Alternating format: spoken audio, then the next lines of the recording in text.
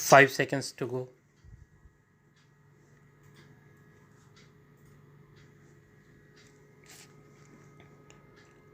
Start.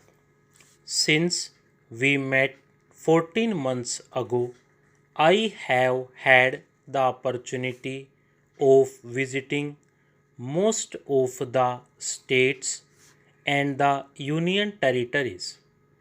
Early last month, I made an extensive tour of the far flung northeastern region.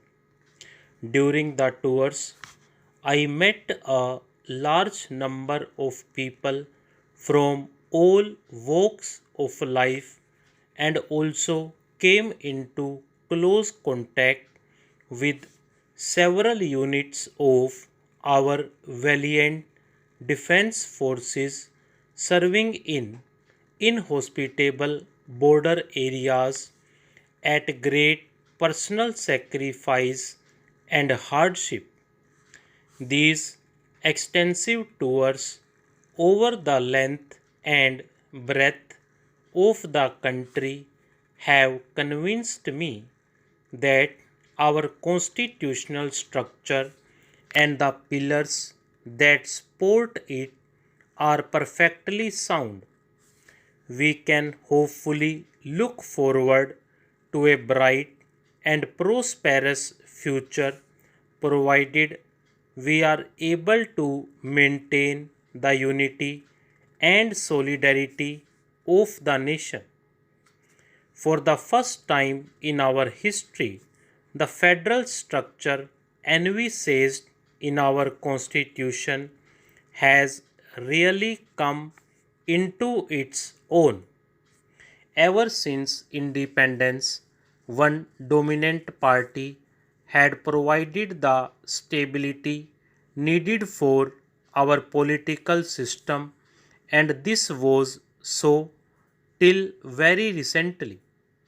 That party has now lost its unique position, and a number of other parties with different ideologies and programs have come up and have been able to get varying degrees of support in different parts of the country.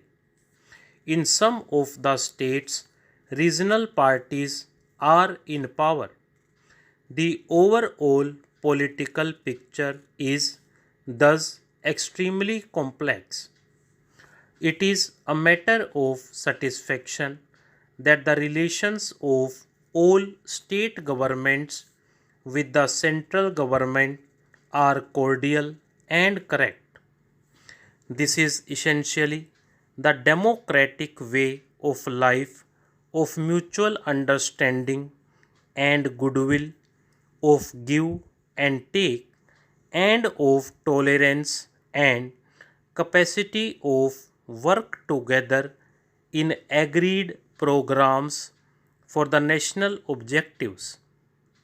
The role of the governor has to be correct in accordance with the Constitution.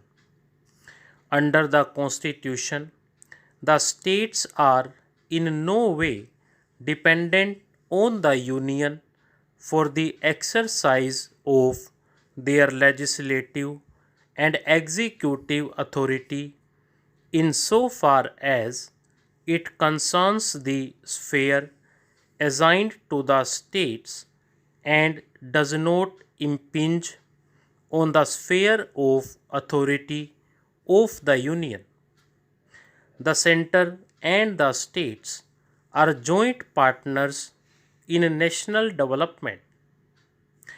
In defining the role of the governors, the founding fathers of our Constitution clearly had foreseen the possibility of different parties being in power in the states and at the center. The Constituent Assembly did consider the question whether there should be provision for an instrument of instructions to be issued to them.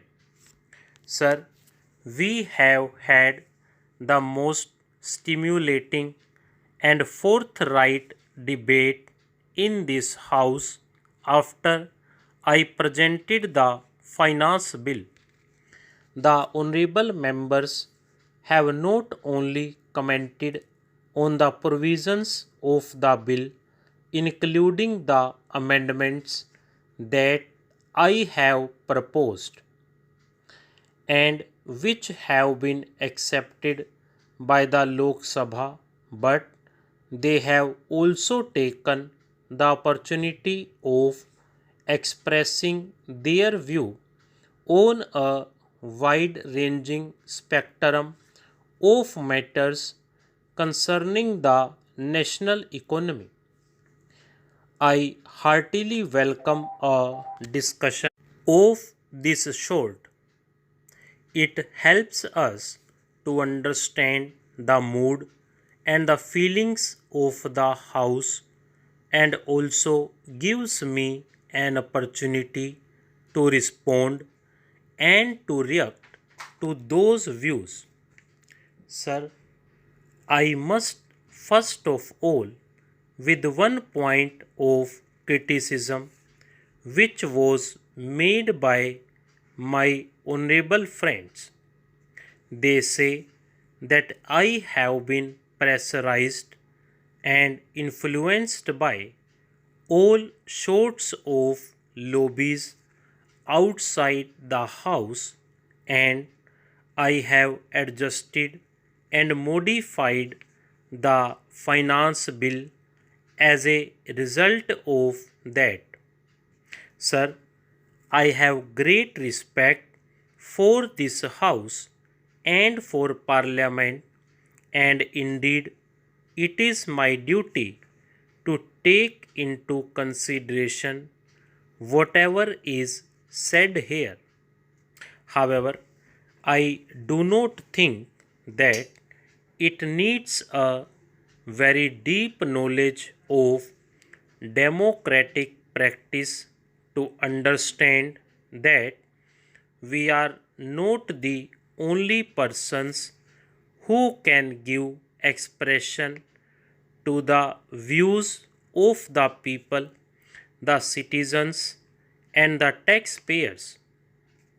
This might have been the philosophy of the previous government, which, without hesitation, suppressed popular expression and became a law unto itself.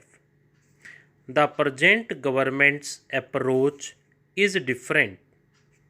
It is here that the people have expressed their confidence in the present government, and we therefore consider it to be our first duty to listen to their grievances and their points of view, to try to understand their representations and give due attention to the problems which are brought to our notice by them, the members of the public.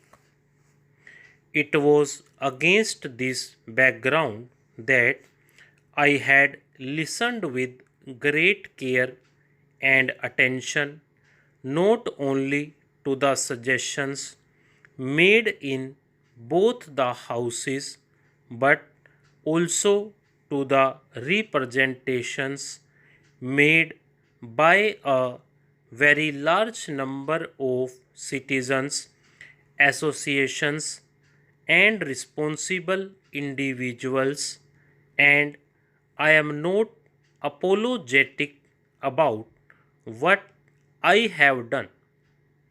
As stated by me in the Lok Sabha, I would like to say that it is the intention of this government to be fully responsive to public feeling. Sir, my friend has launched an emotional attitude against the actions of the present government. Sir, I have no intention of taking the lack of time in other things. Any person who has been associated with the administration of this country, as my friend has himself been, will certainly understand the complexities of our national problems. Stop.